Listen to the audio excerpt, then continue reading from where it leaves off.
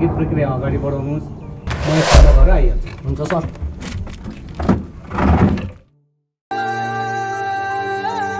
यो अपराध हो। यो र यसको साथी मिलेर मलाई बाटोमा बेहोस बनाएर छोडेर हिँडेको।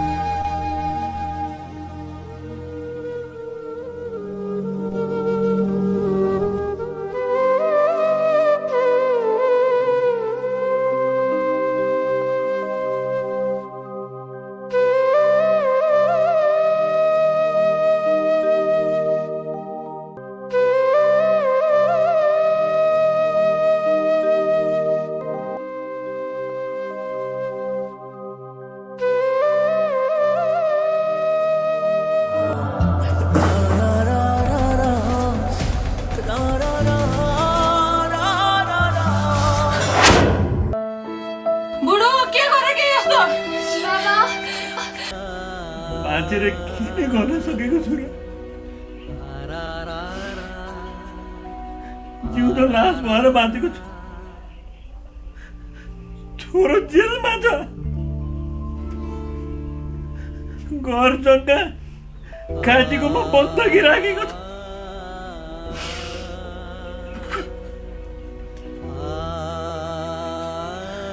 गाउँमा मुख देखाएर हिँड्नु नहुने भइसक्यो।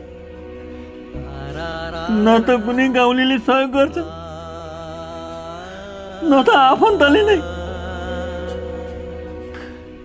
गरिबको जिन्दगी जिउनु भन्दा मर्नु नै बेस्टानी बुढी, मर्नु नै बेस्टानी।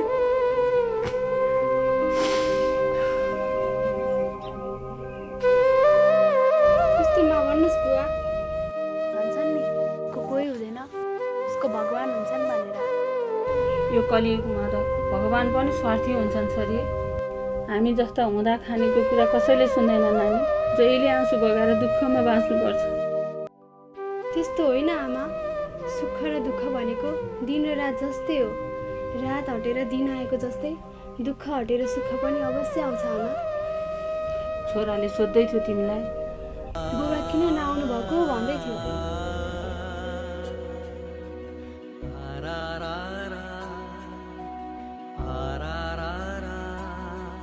निरह नारीलाई बलात्कारबाट बचाउनु नि हाम्रो छोराको गल्ती रहेछ। मतलब दाइ बाटोमा हिँड्दै गर्दाखेरि एउटा केटी बलात्कार भइरहेको देख्नु भएछ।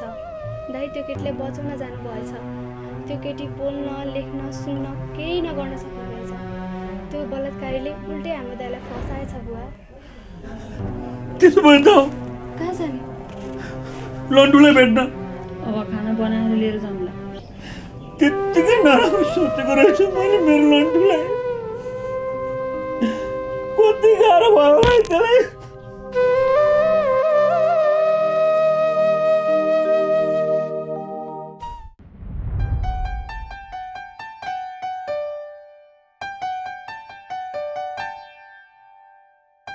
त्यो तपाईँलाई छुरा पुराएर गर्ने कहिले समात्छ त पुलिसले? आजै समात्ने थिए, भागेर बाँच्यो। पुलिस खोज्दैछ बुढी, भेटौला नि। त्यसले अर्को मान्छेलाई नै मार्न लागेको छ। धन्न मैले बेलैमा देखेँ र बचाएँ। हो र? त्यो त ठुलै अपराधी रहेछ नि, त्यसलाई त त्यत्तिकै छोड्नु हुँदैन है बुढो। त्यसलाई पानी मुनिबाट भए पनि लिएर आएर जेल कोच्नुपर्छ। त्यसलाई भेटौँ न मात्र, मैले जानेछु। अब पसल के गरेर चलाउने? उधारो उठेको छैन, अस्पतालमा त्यत्रो पैसा सकियो, घरमा पैसा छैन, पसलमा सामान कसरी हालियो? दाइ भाउजू नमस्कार, के छ खबर? नमस्कार बाबु, एकछिन है म मुढा लिएर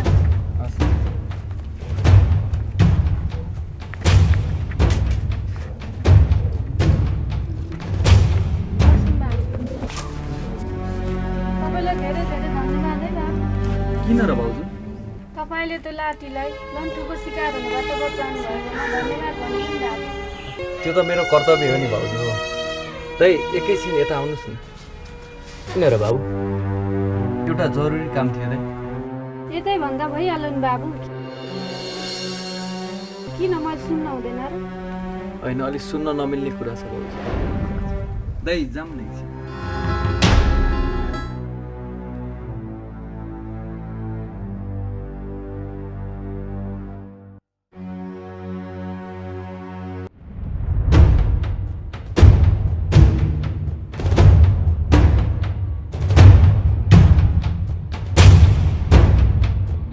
ल दाइ, अहिलेलाई म लागेँ है। ल म सक्दो सही गर्छु। हस् दाइ, हस्।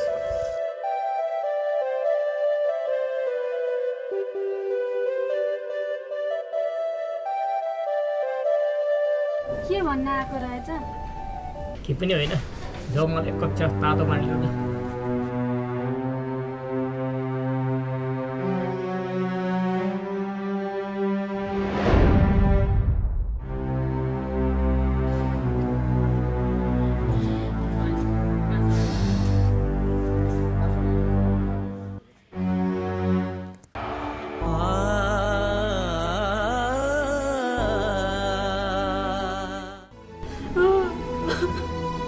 जङ्गलमा घाँस काट्न गएकी थिएँ।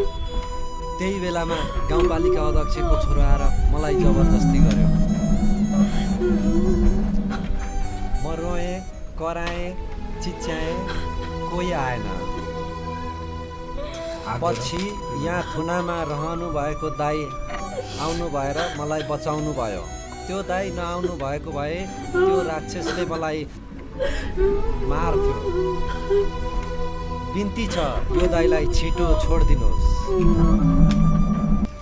असै साहब, गाउँपालिका अध्यक्षको छोराको नाममा पक्राउ पुर्जी तयार गर्नुहोस्। कतिवटा? हजुर सर।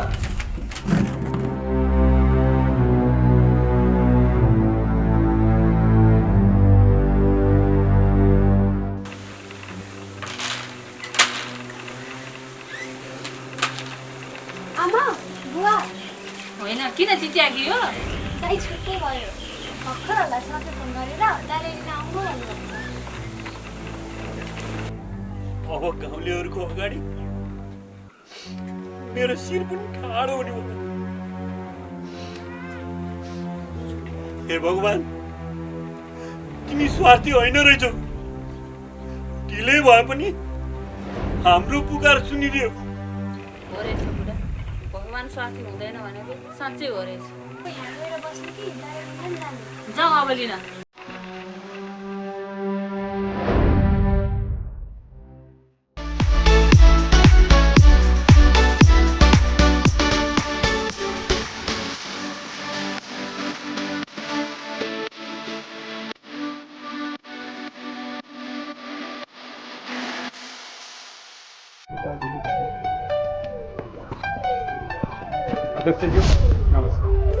नमस्कार सर, नमस्कार।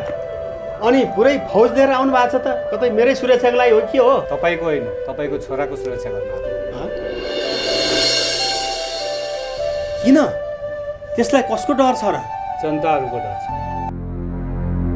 होइन इन्सपेक्टर साहब, मैले कुरै बुझिनँ नि, खास कुरो के हो? तपाईँको छोराले एउटा केटीको बलात्कार गरेको छ। त्यही केसमा तपाईँको छोरालाई सजाय दिनको लागि आएको।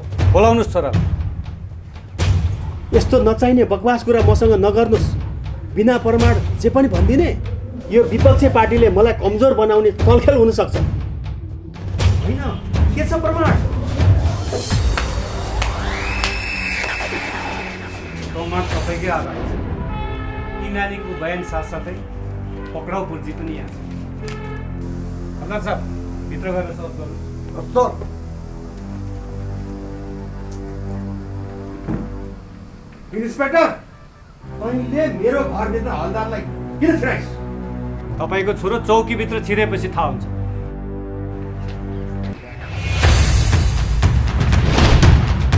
बुवा मलाई बचाउनुहोस्, मैले केही गल्ती गरेको छैन, यिनीहरूले मलाई फसाउँदैछन्। इन्सपेक्टर, छोड्दे मेरो छोरालाई। तैँले ठुलो गल्ती गर्दैछस्। हो, गल्ती गर्नेलाई कानुन बमोजिम सजाय दिने मेरो काम हो। जसले मेरो काममा अवरोध खडा गर्छ त्यसलाई पनि म छोड्छु। यसको परिणाम राम्रो हुने छैन इन्सपेक्टर। सकेको गर्नुहोस्। हल्दार साहब, लिएर हिँड्नुहोस् यसलाई।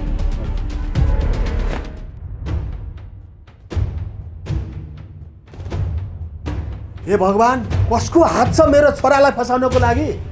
अध्यक्षज्यू, त्यो लन्थुको हात छ तपाईँको छोरालाई फसाउनको लागि। मेरो छोरालाई निर्दोष साबित गरेरै छाड्छु। हिँड केटा।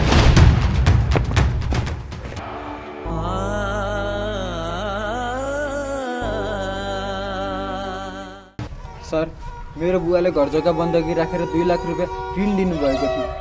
त्यो पैसा पनि हराएको छ सर। त्यो पैसाको चिन्ता नलिऊ भाइ, तिमी। इन्सपेक्टर साहबले सब कुरा मिलाउनुहुन्छ। धन्यवाद सर। मलाई माफ गरिदिनु बुवा, मैले सधैँ काम बिगार्छु। यसपालि पनि झन् ठुलो काम बिगारेँ। यसपालि त मसँग न पैसा छ न विदेश जान नै पाएँ। तैँले काम बिगारेको छैनस् बाबु, तैँले त बिग्रिन लागेको काम सपारेको छस्। कोही कसैको जिन्दगी बिग्रिनबाट बचाएको छस् बाबु। शाबास, मलाई गर्व छ तँमाथि।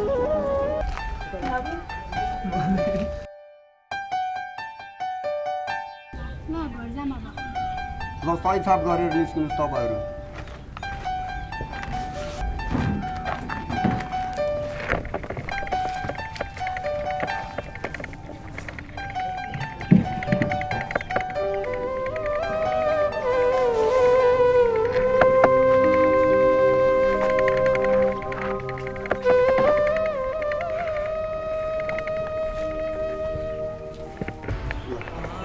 जान सक्नुहुन्छ, तर हामीले कल गर्दाखेरि फेरि आइराख्नुपर्छ तपाईँहरू।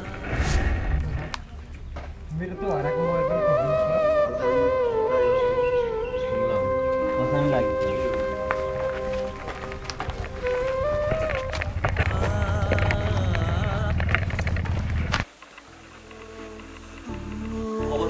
विदेश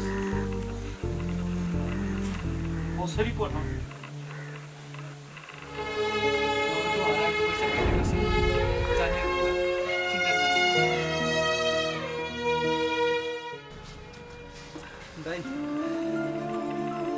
खै कति दिन लाग्ने हो?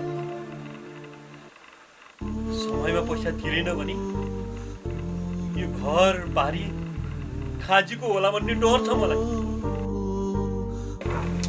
चिन्ता नलिनु, त्यो पैसा त्यही ठाउँमा छ कि म एकचोटि हेरेर आउँछु नि। ल, चाँडै जाइ बाबु।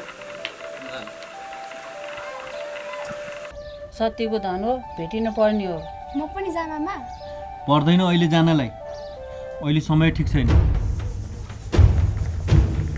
अब तिमीहरूको समय कहिले ठिक हुने छैन।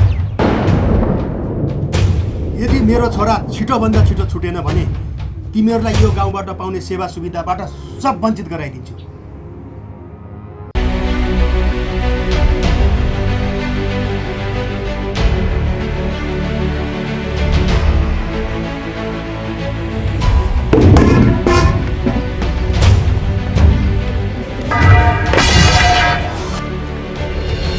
गर्नुभएको हजुर बिन्ती छ यसो नगरी बक्नुहोस् हजुर। यो घर मेरो नाममा छ, मैले चाहेँ भने तिमीलाई जुनसुकै बेला पनि निकाल्न सक्छु। खुरुक्क तेरो छोरालाई भनेर त्यो बलात्कार मैले गरेको हो भन्न लगा, नत्र भने तिमीहरूलाई यो गाउँमा बस्नको लागि निकै कठिन पर्छ, बुझिस्? हाम्रो छोरो जेलमा पर्यो भने हामीलाई बाँच्न कठिनाइ हुन्छ। जे गर्नुहुन्छ गर्नुहोस्, म मेरो छोरो कदापि जेलमा बस्न दिन्न। अब थपाउँछेस् हे केटा।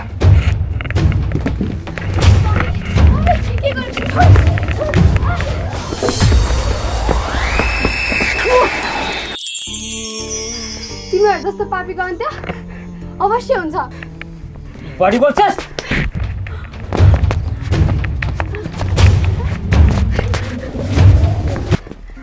बिन्ती त हजुर मेरो छोरीलाई छोडिदिनुहोस्।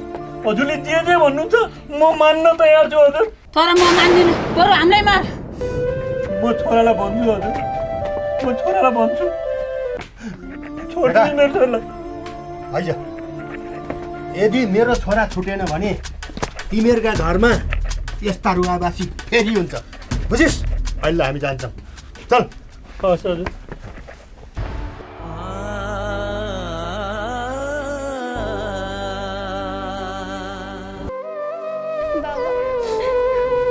छोरी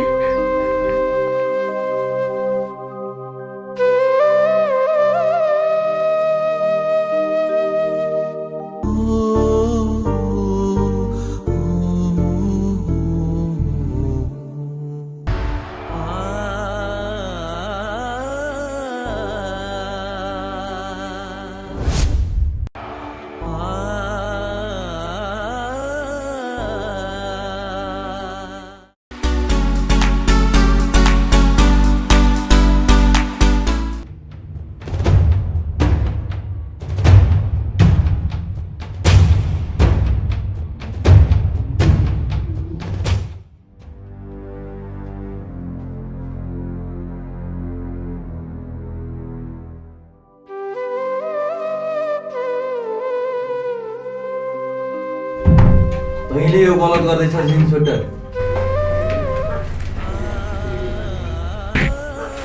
तैँले चाहिँ एक निरै नारीको बलात्कार गरेर सही गरिनस्। साला बलात्कारी, तेरो कारणले गर्दाखेरि ती नानी जिन्दगीभरि समाजको कति पीडा सहेर बस्नुपर्ने हुन्छ। खुरुक्क मलाई यहाँबाट छोड, नत्र तँलाई विकट ठाउँमा सरुवा गरिदिउँला। पहिलाको ठाउँबाट पनि म सरुवा भएर आएको होइन। तेरो बलबुताले भ्याएको तँ गर, मेरो बलबुताले भ्याएको म गर्छु। हल्ला छ, यसको राम्रो स्वागत गर्नु होला। मलाई